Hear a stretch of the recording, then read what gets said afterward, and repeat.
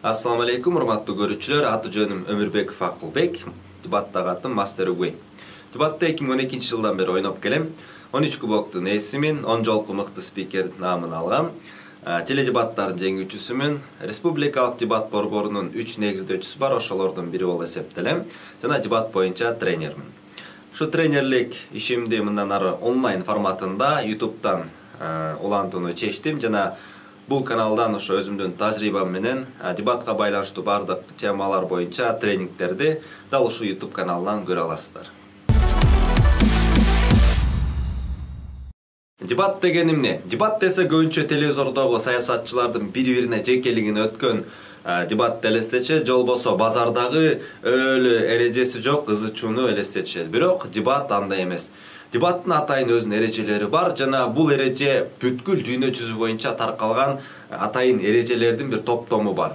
Атайын бир форматтар бар, мисалы футболдо 11 oyuncu, 6 oyuncu, же теннисте 1 киши, 2 кишилик, шахматтында өзүнүн бир форматтары бар болгон сымал, дебаттындагы өзүнүн бир категориядагы өзүнүн бир форматтары болот. Ал форматтар эмне үчүн керек? Дал ошол саясатчыларга окшоп жекеликке өтүп, сен кимсиң, сен ким элең, же болбосо базардагыдай койчу деп тиги аргумент айтып атса деле аны укпай эле сен шүмшүксүң да деп эле бир башкача бир жыйынтыгы жок бир талкуулар болуп кетпеш үчүн дал ошол атайын эрежелер иштелип чыккан, жана ошол эреженин негизинде гана дебаттык оюндар өтөт. Дебат бул оюн. Оюн дегенде бул спорт сыяктуу эле өзүнүн бир эрежелери бар, жана ошол эрежелердин негизинде дебатёрлор логикалык жактан бири-бири менен согушушат. Эми эрежелер жөнүндө кыскача үстүртөдөн айтып кетели, буга өзүнчө атайын видео чыгат. Дебаттагы эрежелер эмне үчүн керек негизи эле? Бул жакта биринчиден убакыт эсептелет. Ар бир спикерге атайын бир убакыттар берилет. Темадан алыстап кетпеш үчүн атайын бир чектөөлөр бар. Мисалы үчүн Азаттыктан же болбосо башка бир жерлерден көрсөңөр бир саясатчыга отуруп, сиздин деген 5 особнягыңыз бар экен, ошол акчаны кайдан алгансыз десе, көп көрөсүздөр, тиги киши жооп берет. Сен мен ким экенин билесиңби? Мен ким экенин билбейсиңби? Мен деген көмүр казам да, мен көмүр казчумун. Билип атам сиздин ким экениңизди, бирок ошол үйдө кайдан келди, ошолго жооп бериңиз десе, сен эмне мен тайкемди тааныбайсың, эмне мен тарыхын билбейсиң деген сыяктуу мындай суроо келип атса, такыр эле А десе Б деген сыяктуу талкуу болуп, элде бир кызыксыз бир суроолорго жообу жок болгон талкуулардын бизге кереги жок болгондуктан дебатта конкреттүү эрежелер бар, жана бул дебатты өтө кызыктуу кылат. Мындайча айтканда, дебатта конкретный бир позиция болот, жана оппозиция болот. Бул позиция ошол теманы жактайт, ал эми оппозиция болсо ошого толугу менен каршы чыгат, жана экөө бири-бирине кошулган моменттер болбойт. Ошондуктан дебат өтө кызыктуу. Мындайча айтканда, саясатчылардын базардагы талкууларды, же болбосо жөн эле талкуу деп коет го, ошолордун баардыгы бул поезддин жолу сыяктуу түз кете берсе, дебатта жолдор эч качан түз кетпейт. Биякта поезддер бир гана кагышат. Ошондуктан дебат өтө кызыктуу болуп эсептелет. Эми дебаттын пайдалары жөнүндө айтып кетели. Дебат аябай пайдалуу. Дебат бул жаңы, мындайча айтканда, билим алуунун жап-жаңы технологиясы болуп эсептелет да. Кыргызстанда сиз кругозору кенен, каалаган темада, каалаган адис менен сүйлөшүп кете алам десеңиз, кеткиңиз келсе, мындайча айтканда, сиз дебатты жок дегенде 1 жыл, 2 жыл ойноп көрүшүңүз керек да. Анткени дебатта сөзсүз бир тема берилет. Мисалы, бул палата жалпы республикалык тестирлөөнү жойбош керек деп эсептейт деген тема келсе, бул жакта сизге биринчи кезекте жалпы республикалык тестирлөө деген эмне экендигин изилдеп чыгыш керек. Ал жөнүндө окуп чыгыш керек.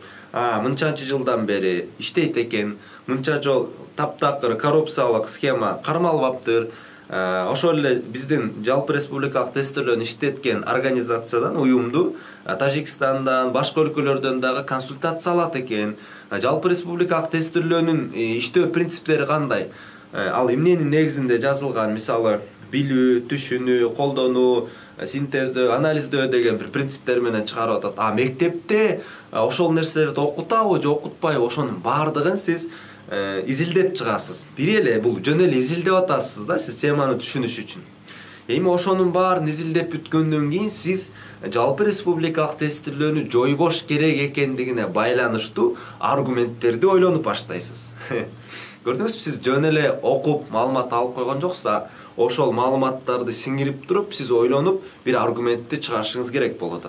Аргументти чыгарганда дагы ал сотторду, калыстарды же болбосо көрүүчүлөрдү ишендире турган аргументти сиз чыгарышыңыз керек болот. Бул өтө мындай жакшы нерсе да. Жөн эле китепти окуп өтүп кетүү эмес. Ошол эле китепти окуп, ошонун күчтүү жактарын, минус жактарын жана ага кандай каршылаш тараптан төгүндө болоорун ойлонуп, шахматтагыдай стратегиялык жагын баарын ойлонуп турган ошол аргументти чыгарыш бул өзү искусство болуп эсептелет да. Ошондуктан дебат бул ар кандай темадагы маалыматтарды билип, жөн эле маалымат билүү эмес, анын плюс жагында, минус жагындагы жана эки аргумент кагышканда эмне болуп бүтөөрүн дагы сиз дайыма билип жүрөсүз. Ошол эле дебатта юридикалык темалар бериши мүмкүн, конституция боюнча статьяларды оорлоштуруу, мисалы кызыл агачунун жазасын күчөтөт деген темалар, ушул сыяктуу юридикалык темалар болушу мүмкүн, медицинага байланыштуу темалар болушу мүмкүн, мисалы үчүн генный инженерияны колдойт же колдобойт деген сыяктуу. Ошол эле философиялык темалар келиши мүмкүн. Мисалы келечекте баласы кылмышкер боло тургандыгын биле турган болсо, 100% биле турган болсо, аны аборт кылыш керек же кылбаш керекпи деген сыяктуу. Мындайча айтканда, дебатер бул чеги жок, мындай кругозору чеги жок адам болот да. Каалаган темада каалаган киши менен тең ата болуп сүйлөшүп кете аласыз. Бул эмне үчүн пайдалуу? Бүгүнкү күндө кругозору кенен, универсал, көп нерсени билген адамдар менен сүйлөшүү өтө кызыктуу. Сүйлөшүү кай жерге болот? Жумушка кирүүдө, өзүңүзгө бизнес партнер издегенде, же болбосо саясатка барып, элдин алдында сүйлөөдө сиз ар кайсы темада көп нерсени билсеңиз, жөн эле билүү эмес, аны ойлонуп, контраргумент, плюс аргумент баардыгын билсеңиз, сиз абдан таасирлүү сүйлөгөн, өзүңүзгө ишенген, элдин алдында мыкты өзүңүздү алып жүрө алган, мындайча айтканда, адам болсоңуз, сиз баардык жерде калбайсыз. Ошондуктан дебатка даярданып, дебатты ойноо эле бул өтө пайдалуу. Ошондуктан айтылат, дебат бул билим алуунун жаңы технологиясы. Мисалы, университетте сиз теорияларды аласыз да. Теорияны алып сиз жада калса ойлонбойсуз деле да, аны жаттап коесуз. Кийин жумушка чыкканда ошол нерсени практика кыласыз. Эми практикага жетпей эле ошо теорияны сиз дебатер болсоңуз, сиз башкача кабыл алып баштайсыз. Өткөндөгү окумушту ушундай теория чыгарса, анда кийинки окумушту ал теорияны мындай кылып жокко чыгарыптыр. Экөөнүн контраргументи кандай болду деген анализдер болгондуктан сиздин мээңизде ал маалыматтар жакшы сакталып калат. Жана башка ушундай пайдалары бар. Эми кийинки видеолордо дагы структуралар жөнүндө, эрежелер жөнүндө жана элдин алдында сүйлөгөндө кантип ишендириш керек, ошолор жана башкалар жөнүндө дагы айтып беребиз. Кийинки видеодон көрүшкөнчө